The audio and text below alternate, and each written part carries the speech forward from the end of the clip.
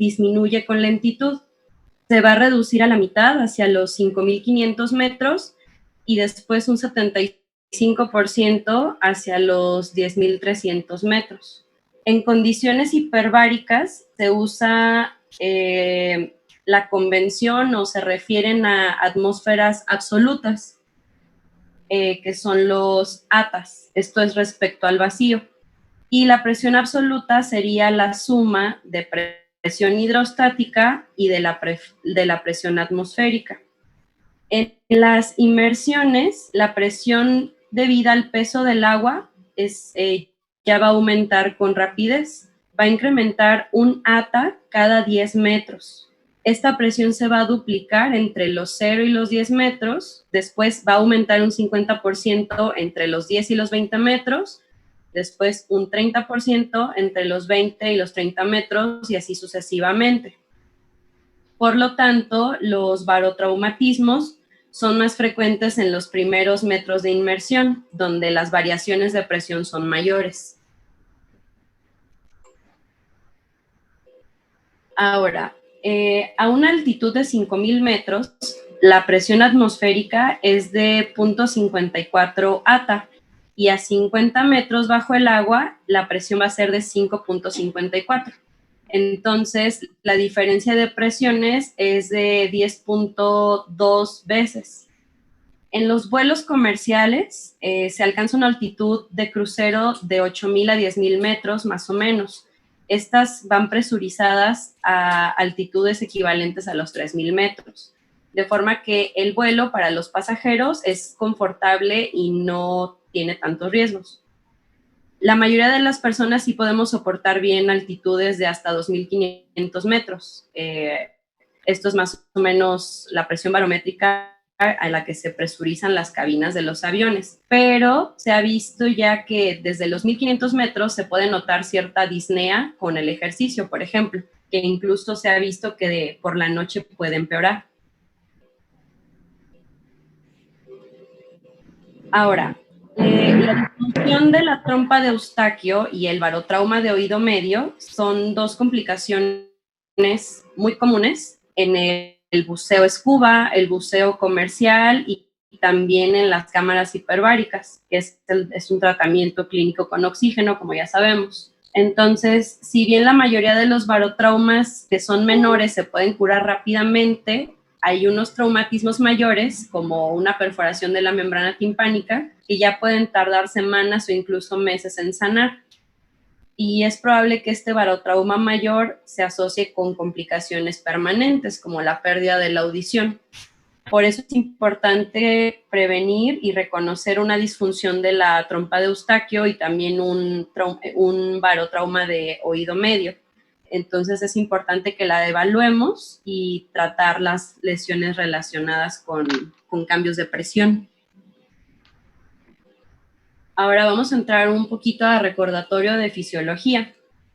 Ya sabemos que detrás de la membrana timpánica se encuentran 3 huesecillos que están ubicados en el oído medio: el martillo, el yunque y el estribo. El umbo va a ser la porción distal del martillo y va a conectar estos huesecillos con la membrana timpánica.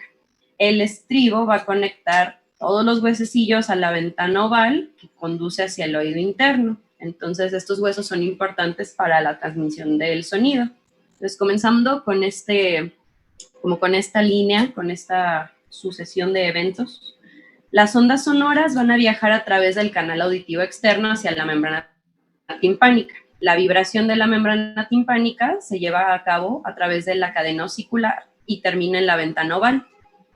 El estribo, que va a colindar con la ventana oval, se va a mover hacia adentro y hacia afuera contra esta membrana delgada que tiene la ventana y causa vibraciones y turbulencias del fluido de la perilinfa, produciendo una onda de movimiento. Esta turbulencia va a continuar hacia la escala timpánica y hacia la ventana redonda, donde se disipa la presión del sonido. Y esta disipación de presión en la ventana redonda se convierte en un factor muy importante ya en el barotrauma del oído interno. Entonces podemos tener, ya vimos dos conceptos, ¿no? Barotrauma de oído medio y barotrauma de oído interno.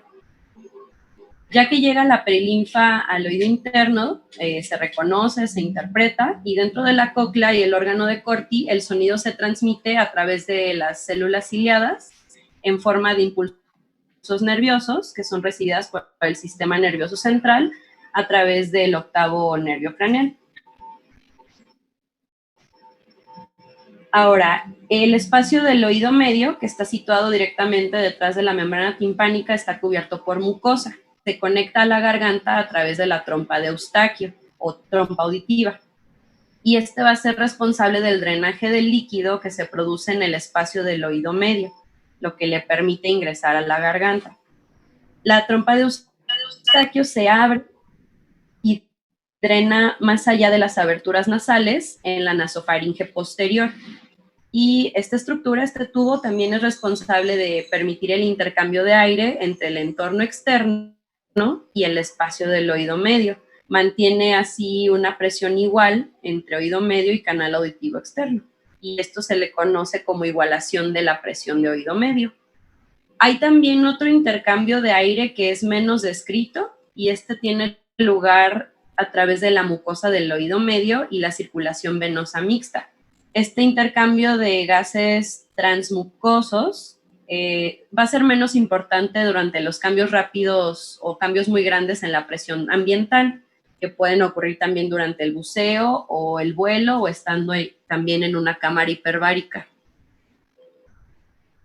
Pasando ahora a la epidemiología de la patología, el barotrauma es la principal lesión en el buceo profesional y deportivo, con un 30% y 10% respectivamente. Y va a ser importante señalar que si bien la frecuencia del barotrauma de oído en los buzos es considerablemente baja, la velocidad con la que se instaura desde el punto de vista epidemiológico y ocupacional es rápida a partir del inicio de la vida laboral de estas personas, de los buzos. Entonces, 40 de cada 100 buzos van a presentar barotrauma de oído en un plazo no mayor de 5 años. Entonces, por eso sí es una patología importante en esta ocupación. Y pues también afecta a pasajeros de aerolíneas, 5% en los adultos y 25% en los niños. Va a ser más común en los niños. Sí, Dígame, doctora. Sí, nada más, efectivamente es más frecuente el buceo y acuérdense que se ha incrementado más porque hay muchos chavitos que también se dedican a hacer paracaidismo, otros lo hacen de práctica deportiva, pero también por cuestiones militares, por cuestiones de plataformas petroleras, arqueológicas o científicas para investigar cuestiones marinas, ¿no? Y es más frecuente, como lo mencionaste, en el oído medio, se refiere como un 46%. En el oído interno un 18%, en nariz y senos paranasales ya es menor el porcentaje, un 17%, 8% para oído externo y ya por enfermedades compresiva a otro nivel, un 8%. Pero sí es más frecuente efectivamente por buceo que por cuestiones de vuelo, ¿no? Sí, Así es, doctora. vale. Muy bien. Ahora, en cuanto a la etiología, principalmente procede por no respetar la ley de Boyle-Mariotte. Esta ley nos indica que el volumen que ocupa la masa de un gas es inversamente proporcional a la presión a que está sometido.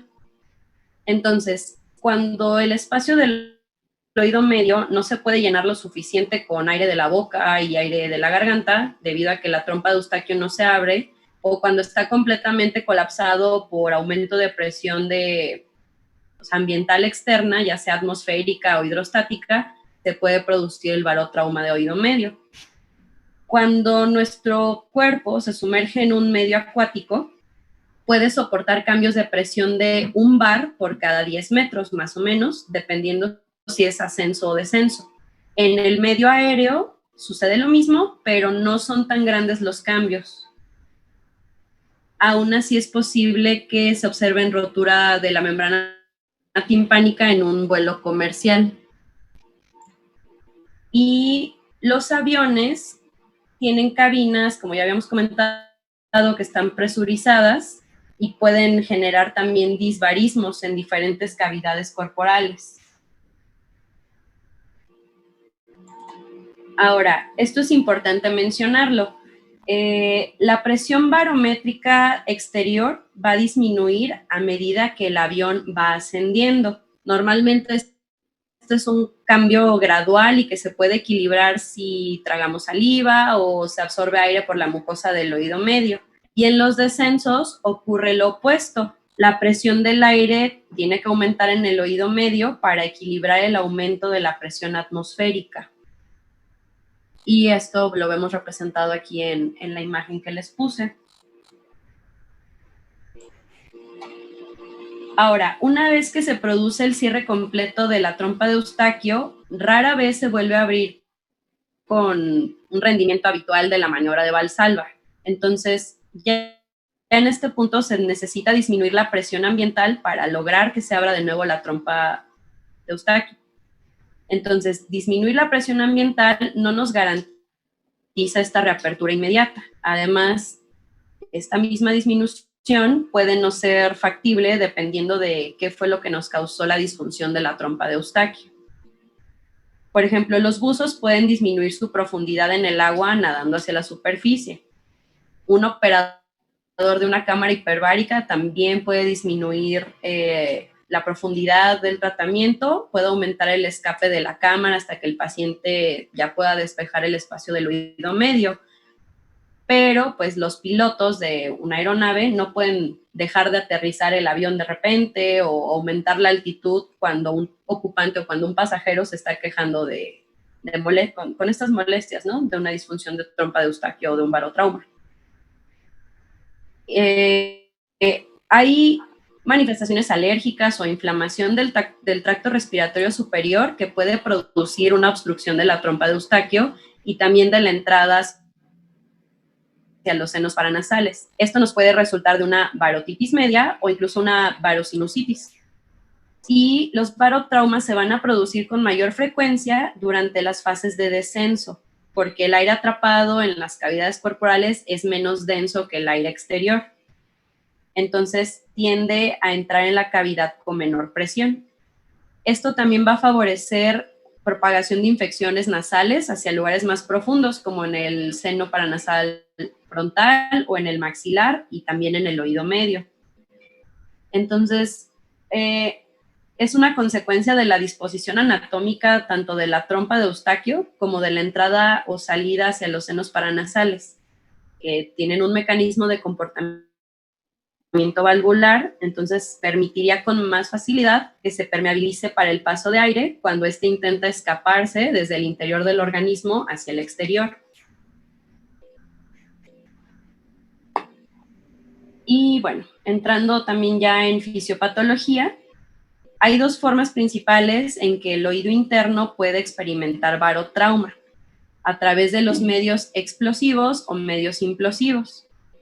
La ruptura que se causa por un aumento en la presión del fluido perilinfático se denomina ruptura explosiva, y la ruptura causada por una disminución en la presión del líquido de la perilinfa sería una ruptura implosiva.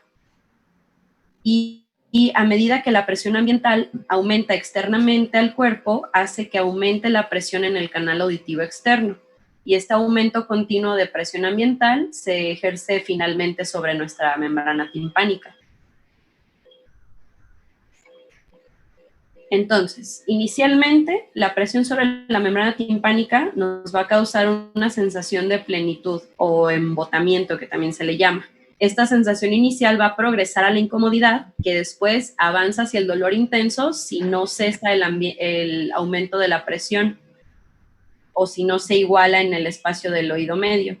Si permitimos que esto continúe, el aumento de la presión eventualmente va a resultar en la perforación de la membrana y sus complicaciones asociadas, que ahorita vamos a verlas. No se ha acordado como tal la presión exacta que se requiere para romper la membrana timpánica, pero después de varios estudios, muchos otorrinos e investigadores han observado que se requiere una presión del oído medio de 100 kilopascales o 14.7 libras por pulgada cuadrada. También 1 a 2 atas y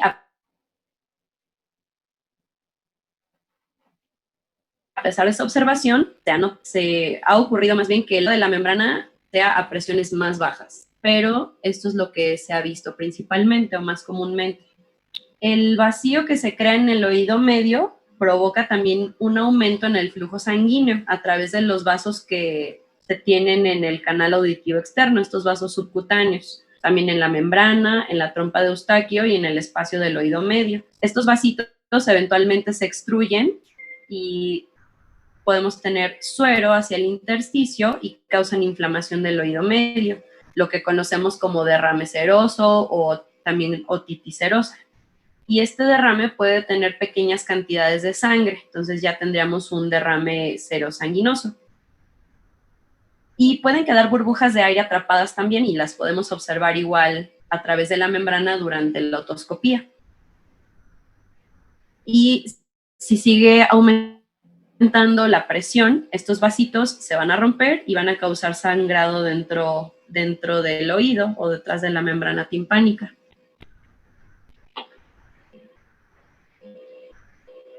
A medida que aumenta la presión del oído medio, pues también la perilinfa se somete a presiones y turbulencias cada vez más altas. Entonces, estas se están transmitiendo continuamente hacia la ventana redonda. De igual forma, si la presión no se iguala y continúa aumentando, se puede producir un estallido de la ventana redonda. Entonces, ya sea una ruptura o un desgarro, da como resultado la creación de una fístula perilinfática, que es una también de las complicaciones.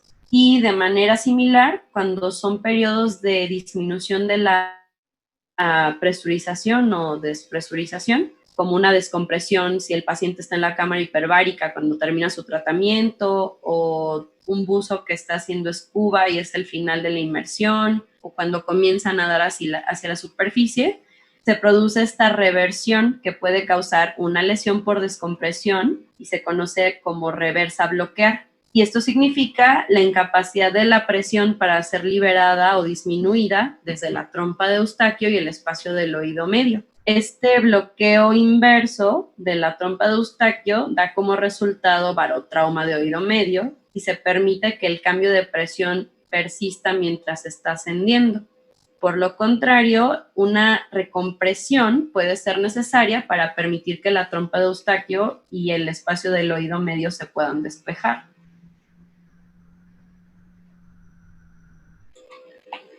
Hablaremos ahora de los factores de riesgo. Entonces, ya habíamos mencionado algo de las actividades que pueden ocasionar. Dígame, doctora. Sí, ya ves que habías mencionado, nada más te iba a agregar un dato, pensé que lo ibas a mencionar más adelante. Cuando mencionaste los mecanismos de barotrauma en el oído interno, que mencionaste dos, el tipo implosivo y el explosivo, ya nada más te faltó agregar que en el implosivo se va a generar una presión o empuje de la membrana redonda hacia el oído interno, y la membrana oval se va a retraer o se va a succionar o a jalar hacia el oído medio por la membrana timpánica, perdón. Y en el explosivo va a ser al revés. Aquí se supone que como las maniobras de Valsalva son ineficaces porque la trompa de Eustaquio persiste con bloqueo, va a hacer que el estribo se impacte sobre la ventana oval y provoque el aumento de la presión, y la ventana redonda va a generar que se succione hacia el oído medio. O sea, son dos mecanismos diferentes y ambos actúan sobre la ventana oval y redonda, tanto en el implosivo como el explosivo. No sé si me expliqué. En el implosivo se empuja la ventana redonda hacia el oído interno y la ventana oval se succiona hacia el oído medio. Y en el explosivo es al revés. El estribo con la ventana oval se va a impactar hacia el oído interno y la ventana redonda se va a succionar o a jalar hacia el oído medio. Nada más como ocurre el mecanismo en esas dos modalidades, por decirlo así, ¿no? Nada más. Doctora, buenas tardes. Doctora. Dale. Nada más quería agregar esto, hija. Muy bien, doctora. Hola, sí. Hola. Hola, no sé si, es que no entendí como muy bien lo de la fisiopatología si está como relacionado con el tipo de presión que se ejerce, o sea, como si se ejerce presión positiva o presión negativa, es lo que nos causa el mecanismo implosivo o explosivo que está diciendo la doctora Barradas. Sí, presión positiva para el implosivo y presión negativa para el explosivo. Es cuando están realizando maniobras enérgicas, en el caso del implosivo realizan las maniobras enérgicas de Valsalva para tratar de compensar la inmersión. Entonces, eso hace que entre presión brusca al abrirse rápidamente la trompa de Eustaquio, y esa presión entra al oído medio y hace que se empuje la ventana redonda hacia el oído interno y se traccione o se succione la ventana oval hacia el oído medio. Eso es en el implosivo, y en el explosivo es al revés. Aquí no se puede abrir bien la trompa de Eustaquio porque está como media bloqueada, entonces empieza a generarse conforme se va sumergiendo más profundo, se genera presión negativa dentro del oído medio, y esto hace que la ventana oval, que es la del estribo, se empuje hacia el oído interno, obviamente aumentando mucho la presión dentro de la rampa, y lo que es la ventana redonda se va a succionar hacia el oído medio, pues. O sea, ocurren diferentes. Ok, doctora, gracias. Sí.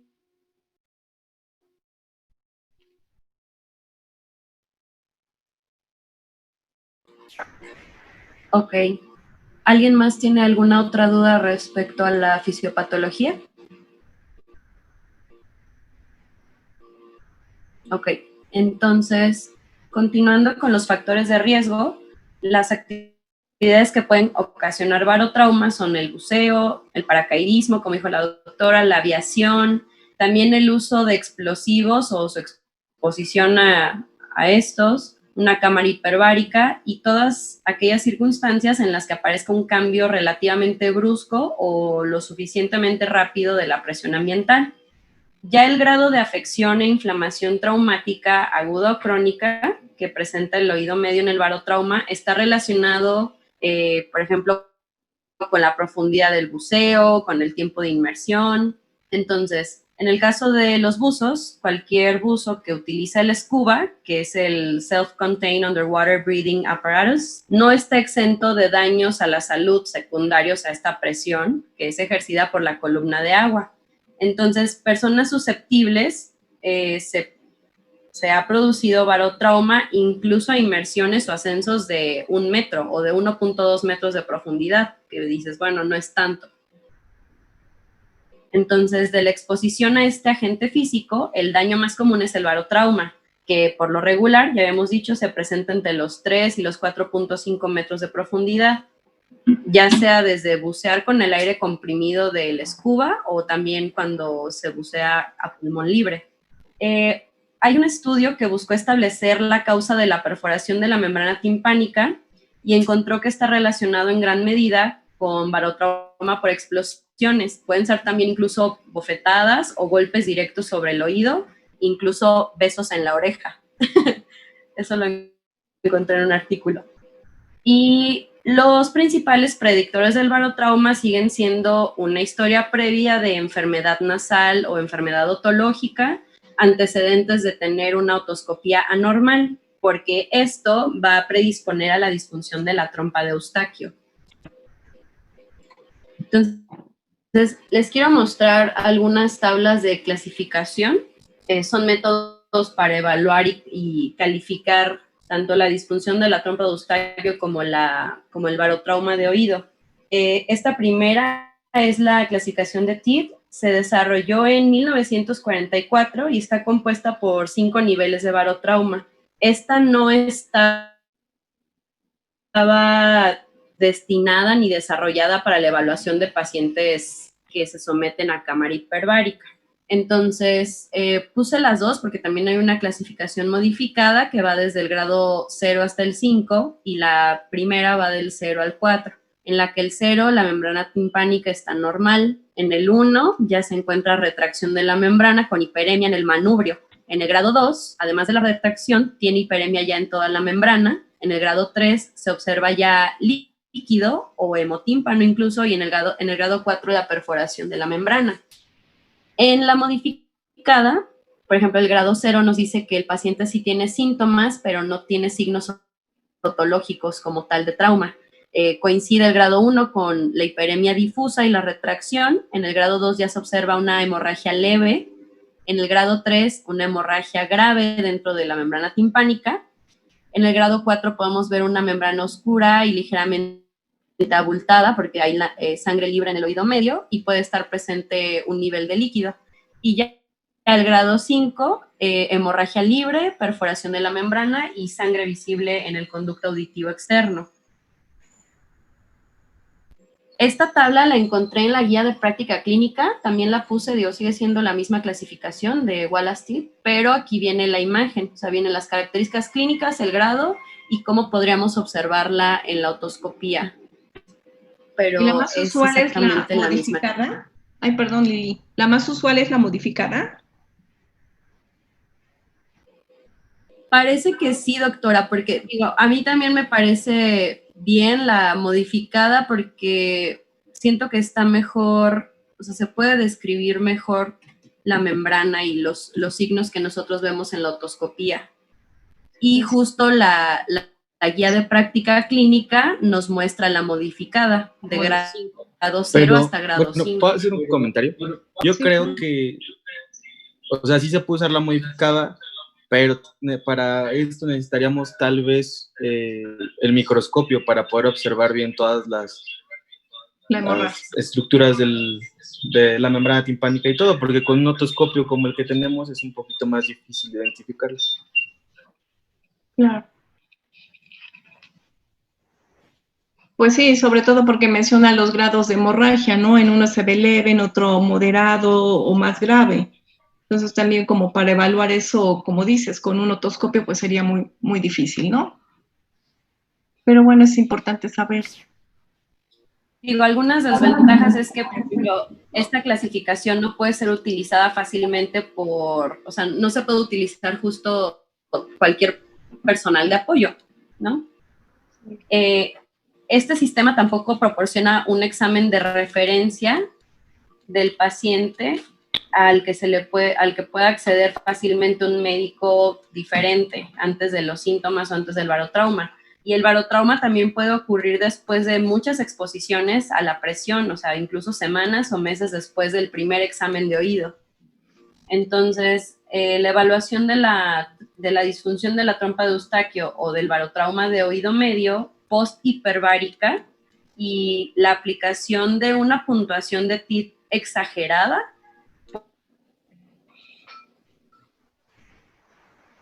puede someter al paciente a un tratamiento médico o incluso quirúrgico o interrumpir de forma innecesaria la terapia hiperbárica. O sea, sabemos muchas veces los pacientes que entran a terapia hiperbárica no necesariamente te da la terapia, o sea, no la da un médico, muchas veces la da personal de apoyo que podrían no saber bien cómo evaluar esta situación.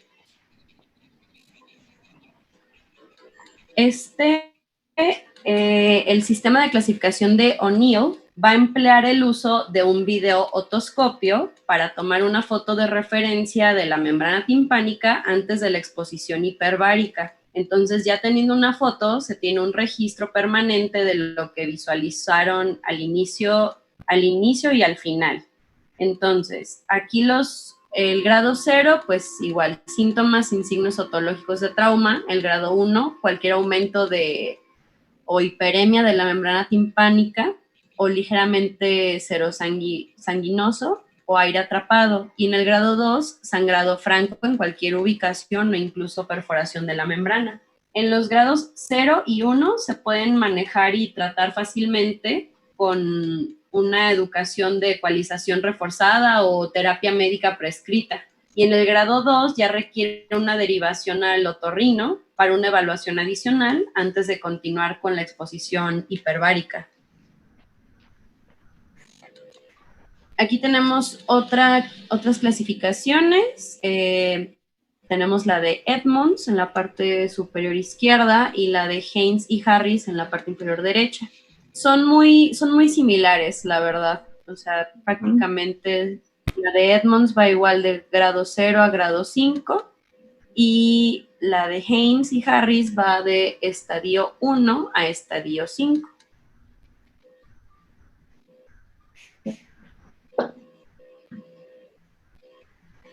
Esta tabla también la encontré en la guía de práctica clínica y nos lo separa en síntomas y en otoscopía. En el grado 0 puede haber una discreta otalgia y tal vez pueden no mostrar signos físicos. Grado 1 ya el paciente refiere otalgia, puede presentar acúfeno y ya comenzamos a ver cambios en la membrana, hiperemia o retracción de la membrana. En el grado 2 son los mismos síntomas, pero empiezan a ser más intensos y ya vemos más congestión y hemorragia en la membrana timpánica. En el grado 3 ya hay dificultad severa para compensar, una otalgia más severa, acúfeno intenso y ya podemos empezar con vértigo. El tímpano ya lo podemos observar muy congestivo con una gran hemorragia. En el grado 4 se intensifica el vértigo e incluso puede haber epistaxis del lado afectado. Entonces ya tenemos hemotímpano, una membrana muy oscura, casi negra, una membrana que protruye y podemos observar niveles aéreos.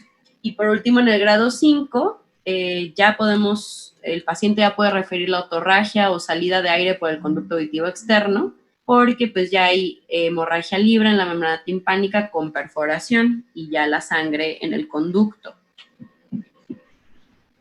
Ahora, el interrogatorio que se debe hacer, primero, en pacientes que sospechamos con barotrauma, tenemos que interrogar el antecedente de las actividades de riesgo, ¿no? El buceo, paracaidismo, vuelos, exposición a explosivos, todas las circunstancias en las que se sometan a un cambio brusco o suficientemente rápido de presión. Hay que documentar antecedentes médicos de problemas nasales o problemas otológicos, infecciones de vías aéreas superiores, algún antecedente de otoscopías que hayan tenido alteraciones, que hayan sido documentadas, desviación del septum nasal, presencia de pólipos, congestión nasal crónica, porque todos estos se consideran factores de riesgo. Y otra sección son los antecedentes violentos relacionados con el barotrauma, como les había dicho, bofetadas, golpes directos en el oído, violencia doméstica. Y hay que interrogar la respuesta de los síntomas ante acciones como bostezar, tragar, masticar o intento de maniobra de Valsalva, que pueden ocasionar alivio de estos síntomas. Ya en cuanto a la clínica, todos estos síntomas pueden ocurrir solos o en combinación. En un 90% de los pacientes podemos encontrar hipoacusia neurosensorial en frecuencias agudas. También acúfeno pulsátil, que puede ser desde discreto hasta más molesto, en un 73%, pero hay hallazgos que van desde el 30 hasta el 81%. El vértigo, en un 46%, que va con hallazgos desde el 28 hasta el 77%, con náusea y vómito. Este vértigo puede ser alternovárico, que quiere decir este va a ser el vértigo con la sensación rotatoria que se produce generalmente durante el ascenso o al final de la inmersión, debido a las diferencias de compensación entre un oído y otro. Otro síntoma, pues hipoacusia conductiva por afectación de la membrana timpánica o de la cadena osicular, otalgia, plenitud óptica, autofonía y también otorragia y salida de aire por el conducto auditivo externo. Todos estos síntomas van a variar de intensidad de acuerdo con la gravedad de la lesión. Lili. Dígame, doctora. Agrego algo. Acuérdense que cuando se habla de hipoacusia neurosensorial es porque por el mismo traumatismo y cambio de presión dentro de los líquidos perilinfáticos e incluso el endolinfático, se va a generar rotura de lo que es la membrana de Reisner, membrana basilar, y puede haber hemorragia a ese nivel. Y cuando es conductiva es cuando la presión es positiva dentro del oído medio y va a hacer que se jale la membrana timpánica con la cadena osicular y puede causar luxación de lo que es el estribo, ¿sí? O incluso desplazarlo de su membrana, ¿sí? Y la hipoacusia pues puede ser súbita o insidiosa y se puede instalar en 3 días a 1 semana. Nada más eso, ya. Muy bien, doctora. Y pues va a depender de la exposición que ha tenido también el paciente, o sea, si ha sido exposición aguda o exposición crónica a estos cambios de presión. Entonces, inicialmente se va a presentar la sensación de plenitud con discreto acúfeno y disminución de la audición, que con frecuencia el paciente no lo nota.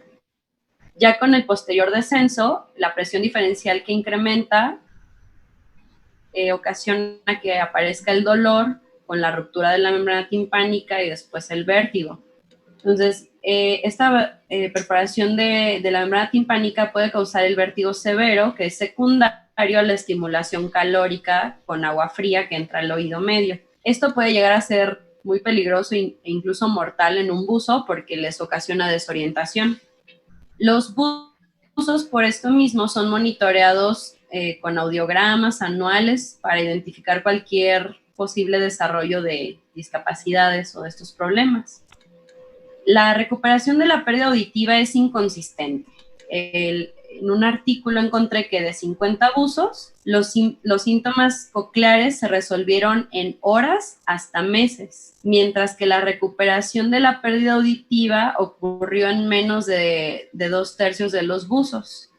En otro estudio que se centró principalmente en la fístula perilinfática, 44 de 51 pacientes que recibieron corrección quirúrgica no tuvieron mejoría en la audición más de 20 decibeles. Entonces, ellos consideraron que la cirugía no tuvo un éxito o gran éxito para la pérdida auditiva.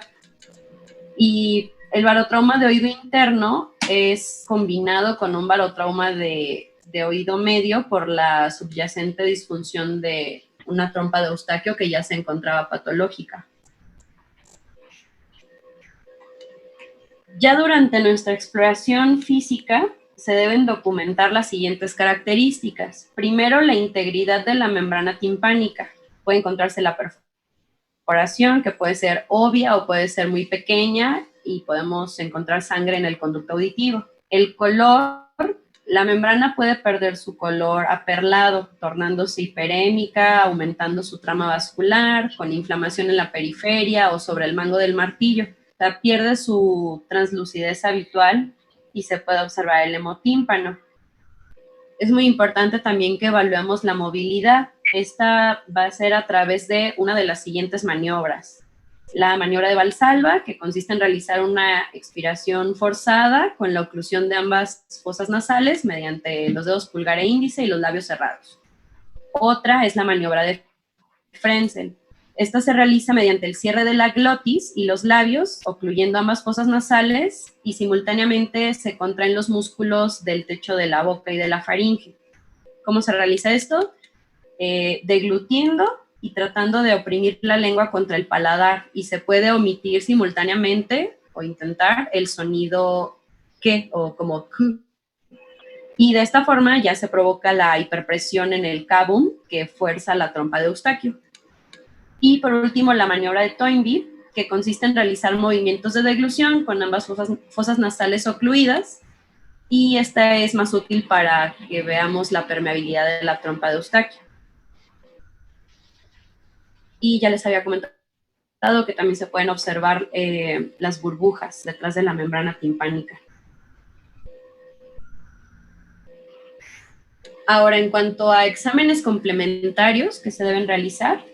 Ay, Lili, perdón, una interrupción. Sí, doctora. Y acuérdense que si trae vértigo y todo, hay que ver si ese paciente puede tener complicación de una fístula, ¿no? La presencia de una fístula. Y acuérdense que muchas veces estos pacientes, cuando hay fístula, van a tener un vértigo más intenso cuando se ejerce presión, ¿sí? Ya sea dentro del conducto o ellos hacen algún esfuerzo. Y nada más acuérdense que si hacen sus marchas, pues obviamente van a estar alteradas, ¿no? Lo que es el Romberg, Babinski-Weil, Fukuda, en estos pacientes. Nada más eso, hija. Sí, doctora, e incluso se podría observar nistagmus con estos cambios de presión. Exactamente. ¿Y en qué prueba es ese? ¿En qué? El de Henneberg, ¿no? No me acuerdo, hermosa. Donde sí, ves eventos nistágmicos con cambios de presión, ¿no? Tulio, la maniobra de Tulio. La de Tulio es el vértigo cuando hay sonido fuerte, pero es cuando presenta eventos nistágmicos es Henneberg, ¿no? No me acuerdo. Sí, Y doctora, ¿es signo de la fístula o signo de género? Signo de la fístula. Ah, perfecto, gracias.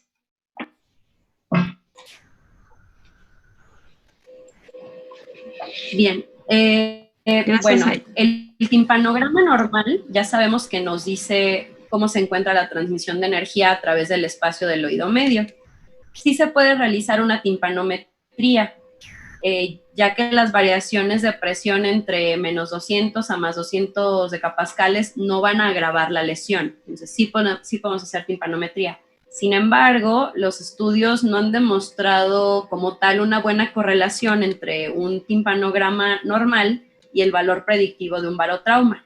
Por ejemplo, en los estadios 1 y 2, la curva puede estar desplazada hacia las presiones negativas, una curva de tipo C que nos indicaría una alteración de la permeabilidad tubárica. Y ya en los estadios 3 y 4, una curva plana o tipo B nos indica la presencia de derrame. Y pues la ausencia de una curva nos apunta hacia una perforación. El siguiente, que es la electronistagmografía, se puede utilizar para localizar mejor el sitio de la patología para el vértigo. Se hizo un estudio de 53 casos sospechosos de fístula prelinfática y encontraron que en este estudio, o sea, en la electronistagmografía, tenía una sensibilidad y especificidad de aproximadamente el 77%. Seguimos con la audiometría de tonos puros. Su uso es difícil en estos pacientes por la naturaleza no específica de las pruebas, pero sí se recomienda universalmente. El patrón de pérdida auditiva va a ser variable. Una gran mayoría muestra audiogramas planos o con una curva descendente de gravedad variable y también asociada con la pérdida de las altas frecuencias, pero hay casos aislados de una pérdida en las bajas frecuencias. Entonces, también es importante tener en cuenta que, dado al mecanismo de lesión, por ejemplo, un buzo puede presentar un patrón de pérdida auditiva mixta y la audiometría puede cuantificar el déficit conductivo que no supera los 20 a 30 decibeles en los tonos graves y medios. Esto permite descartar sobre todo una afectación del oído interno, ya que un barotrauma puede ocultar otro barotrauma. Entonces, según una investigación realizada, la audiometría de tonos puros fue la mejor prueba audiométrica disponible para facilitar el diagnóstico y la observación del barotrauma de oído interno. Ya en un estudio retrospectivo con 50 buzos que sí tenían barotrauma de oído interno, los síntomas que se informaron los verificaron en la audiometría de tonos puros y también con la electronistagmografía. Hay otras pruebas alternativas que se han realizado, como las emisiones otoacústicas, para identificar también el barotrauma de oído interno clínico y subclínico, que se define como un cambio de emisión transitoria sin un cambio de umbral transitorio acompañando en la audiometría. Entonces, esto es lo que pueden hacer las emisiones, identificar este cambio en las emisiones transitorias en un protocolo de buceo repetitivo intenso.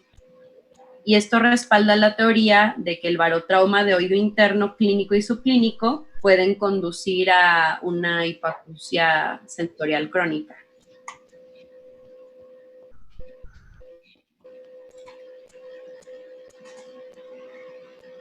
Ahora, no sé si hasta aquí tengan alguna duda, porque ya vamos al final con el tratamiento.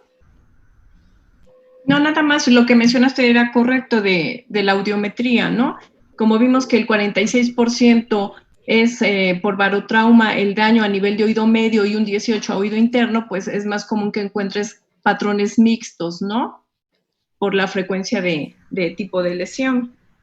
Aunque sí Así va a es. ser plana o descendente, dependiendo, ¿no? Sí, dependiendo las frecuencias que afecte. Exacto. Muy bien. Bueno, en el tratamiento, si se retrasa, da como resultado a un cierto grado de daño permanente en el oído interno hasta en el 90% de los casos. Se han informado daños permanentes incluso cuando el tratamiento se inicia 1 hora después de que se produjo la lesión. Entonces, aquí la clave es prevenir la obstrucción, la pérdida auditiva, el acúfeno, el dolor, la ruptura de la membrana timpánica o incluso el vértigo al igualar las presiones. Y el tratamiento va a seguir 5 objetivos principales: aliviar el dolor, restablecer la permeabilidad de la membrana, de la trompa de Eustaquio, reabsorber o evacuar el derrame que haya ocurrido, evitar una sobreinfección y cerrar la perforación. Este manejo también va a incluir la prevención de infecciones del tracto respiratorio superior, los problemas alérgicos que no estén controlados, como rinitis, alguna congestión nasal que se cause por pólipos o desviación del septum. Todo esto porque puede afectar a la capacidad de ventilación de la trompa de Eustaquio durante los cambios de presión. Entonces, prevención, evitando cambios de presión durante una infección del tracto respiratorio superior. Compensar las presiones, el paciente, por ejemplo, si va a estar en un vuelo, pues que se encuentra sentado en lugar de acostado. También el uso de vasoconstrictores sistémicos, como la pseudoefedrina. Hay las maniobras preventivas, que pueden ser Valsalva, Frenzel y Toynbee. Una compensación rápida y frecuente de la presión en el inicio de la pendiente en el agua o una descompresión en la cámara hiperbárica. Se han utilizado también mezclas de helio y oxígeno debido a su disminución de la densidad y que tienen baja resistencia al flujo. Y pues ya quirúrgico, una miringotomía o la colocación de tubos de ventilación, una timpanostomía, según el criterio del médico otorrino en este caso. Ahora, la conducta va a depender, obviamente, del grado de barotrauma. En un grado 0, pues hay que suspender la inmersión, el ascenso o la exposición a estos cambios de presión. En un grado 1, lo mismo que lo anterior, y reposo. En el grado 2, se agrega el tratamiento farmacológico con descongestionantes nasales, antihistamínicos y analgésicos. En el grado 3 añadimos esteroides, también se puede asociar a antibióticos por vía oral en caso de sobreinfección. En el grado 4, si es necesario, pues una timpanocentesis y es obligada a hacer la recompresión si encontramos atrapamiento de aire. Por último, en el grado 5, hay que abandonar la inmersión ya que se da el vértigo, se indica el reposo, tratamiento farmacológico y si se requiere también el tratamiento quirúrgico. Ya el tratamiento en el vuelo... Ay, perdón, Lili. Sí, nada más ahí en reposo lo que recomiendan que el paciente esté semisentado para disminuir la presión venosa a nivel del cráneo o la presión del líquido cefalorraquídeo o de la perilinfenoide interno. Nada más era eso. Gracias. Muy bien, doctora, gracias. El tratamiento en el vuelo va a depender del momento en el que se produzca la molestia. Si la molestia se desencadena durante el ascenso, es necesario bostezar o tragar saliva para facilitar la salida del aire. Ya si se produce durante el descenso, se puede efectuar la maniobra de Valsalva. Esto va a forzar la entrada de aire al oído medio. A veces después de una maniobra de Valsalva muy agresiva se puede producir mareo, pero pues solamente se previene realizándola de forma gentil. En los niños mencionaba que es necesario mantenerlos despiertos, podemos tenerlos con el biberón, pero de forma vertical, un chupón, o que estén comiendo o incluso llorando, porque eso ayuda a la función de la trompa de Eustaquio.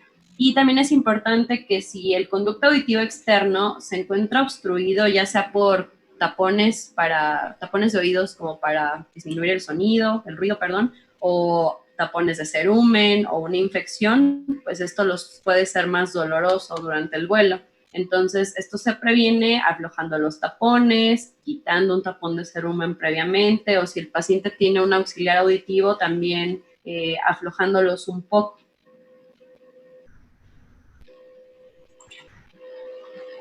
Y bueno, la CDC recomienda pseudoefedrina oral 30 minutos antes de que salga el vuelo o algún agente que sea antiinflamatorio no esteroideo.